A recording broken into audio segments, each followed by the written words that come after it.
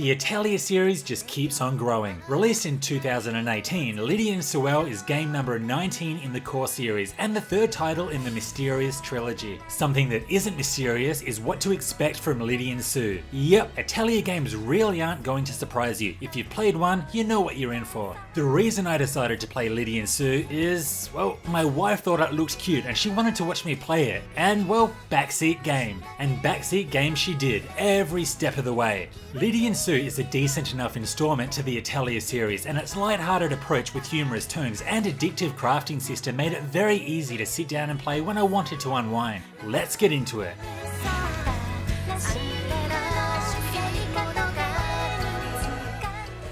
Like I just said, Lydie and Sue is the kind of game you want to play when you don't want to be on edge and completely stressed out or confused by a convoluted story. The game's overall goal is to become the very best alchemist in the kingdom, and to do this you'll need to complete a series of tasks to raise your rank as an atelier, which is where alchemists do all the alchemy stuff. The unique story element this time around is that the twin sisters Lydie and Sue are able to jump into paintings and explore the unique worlds. I liked this idea as it allows for many different types of fantasy settings, even if most of them are artistically the same. There really isn't too much to the overall narrative beyond becoming the best alchemist in the kingdom, solving the mysteries within the paintings, and a few character arcs with the sisters and the parents. The plot is light-hearted and easy to follow and often put a smile on my face, but if you're wanting a gripping narrative that'll captivate you from start to finish, then you've come to the wrong place. Oh, and there's also a fair bit of fan service, if that's your thing. The two main characters, Lydie and Suelle, live at home with their father and strive to become the best. Each sister has their own distinct personality and they usually bounce off each other well. However, they can also be complete bitches and treat others, the loving father included, like trash at the best of times. The supporting cast of characters are very familiar, most of which have appeared in other titles, including Ferris and Sophie, the protagonists of the other two Atelier games in the series. True to Atelier, there will be a lot of light-hearted voiced scenes that help flesh out these characters and progress their simple story arcs. For instance, some of these arcs include alchemist rivalry with the twins, while others are just characters in search of their parents. Most of the interactions between the twins and the other characters are entertaining enough, but some of the time I became frustrated when they were forced upon me. This is particularly evident when my mind is focused on crafting items and only to be interrupted by a pointless scene, causing me to completely lose my train of thought. And while the characters themselves seem well voiced, I wasn't a fan of the Japanese-only voice acting, which is the first in the series. Personally, I'm always in favour of watching what is happening on screen rather than having to read the text at the bottom of the screen. The biggest issue with this is when travelling around the world.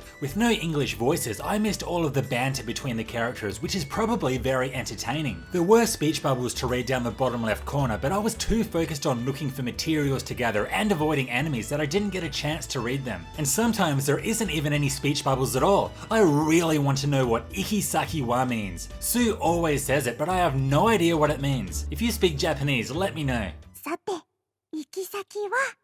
In between crafting items and viewing the plethora of scenes, you may get a chance to venture out into the local surroundings or through the mysterious paintings. Travelling between the city and the other locations can be done on a map selection screen. These locations are all full of monsters and are littered with loads of different materials to collect for your alchemy. You'll be visiting each of these areas many times, whether it be to find a specific item or slay a specific monster for the many quests on the notice board. There will be lots of switching between areas, both within the city boundaries and outside, and I must say that the load times here are awesome. Good thing too, as I probably would have lost my mind if they weren't so quick. Most of the music that played through these areas also sounded good. There were quite a few decent tracks that stuck in my head, which was nice to see. I also have to mention the incredibly complex fishing minigame. This requires you to approach a fishing spot, hit X once to throw in your line, wait a while, then hit X again to pull out your line. My wife gave me a lot of shit the one time I actually managed to screw this one up.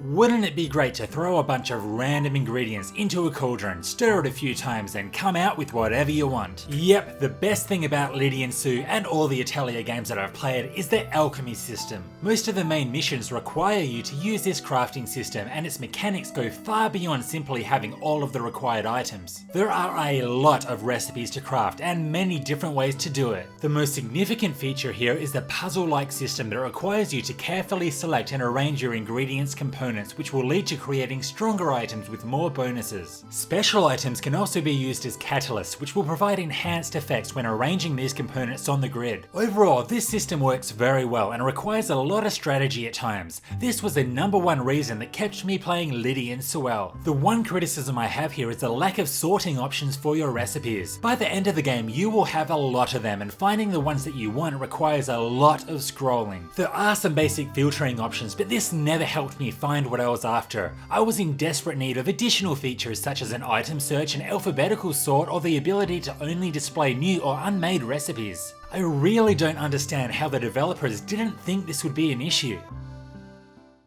When you're not crafting, talking, or gathering, you'll probably be taking your characters into battle, but don't expect anything revolutionary here. In battle, a character can attack, use unique skills, or use crafted items, which is usually the best way to deal damage. There's also combination attacks that allows 2 characters to deal huge damage, but this mechanic was unlocked far too late in the game. In fact, I only got to see them once, as I was rarely in battle long enough to fill up the gauge and use them. The formation system is the most notable combat mechanic in Lydie and Suelle. Basically, there are 2 rows of characters, attackers and supporters, with attackers being the ones in the front lines dealing and taking all the damage, and the supporters being there to assist if certain conditions are met. For instance, if Firis is in support, she will attack an enemy with an ice arrow if her paired attacker first deals ice damage. While there are a few party formations to experiment with, I honestly didn't feel the need due to one particular formation seeming much more useful than the others. To elaborate on this, each of the other 4 characters are able to take damage in place of Lydie and Sue if on the front lines. So by having Matthias, the only real tank, in the front row with Lydie and Sue basically means that the sisters won't be harmed and Matthias will just absorb all of the damage every single time. I tried playing around with other formations, but that just resulted in less damage output and more damage intake, so I generally stuck with what was best. There was also little to no challenge throughout the entire game. That is, of course, until the insane difficulty spike with the final boss. I went from annihilating everything with my selection of well-crafted bombs to getting my ass handed to me in a few turns. As annoying as this sounds, I actually really appreciated the challenge, as for the first time it got me going out of my way to learn new recipes and crafting more powerful equipment. Overall, I like what they tried to do with the combat here, but it really wasn't pulled off well at all and left a lot to be desired.